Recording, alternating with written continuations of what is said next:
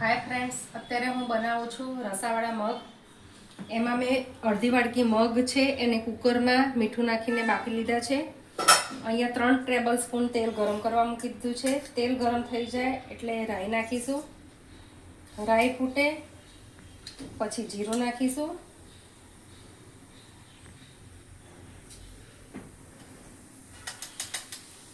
पछी हळदर नाखीशुं। पछी हींग नाखीशुं।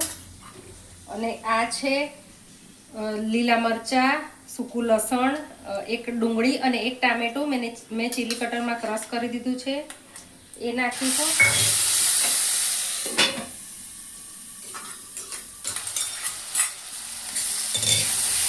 હવે ગેસ ધીમો કરી દઈશું અને એક જ ચમચી જેટલો ચણાનો લોટ નાખીશું, જેનાથી થોડો રસો થાય।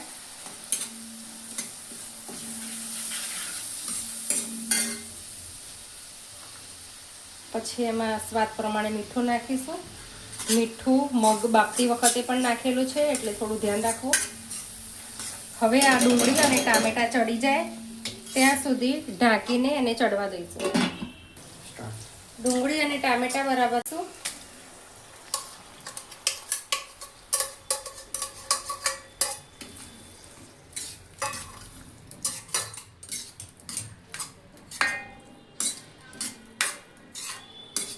मग नाख्या पछी बाकीना मसाला करीशुं। थोड़ो गरम मसालो, लीलू मरचुं नाखेलुं छे तो लाल मरचुं थोड़ुंक नाखीशुं, धाणा जीरुं, एकदम थोड़ी खांड नाखीशुं,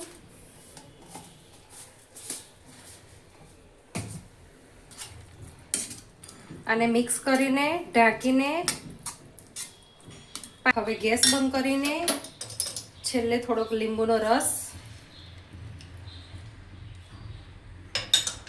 અને કોથમીર નાખી દઈશું।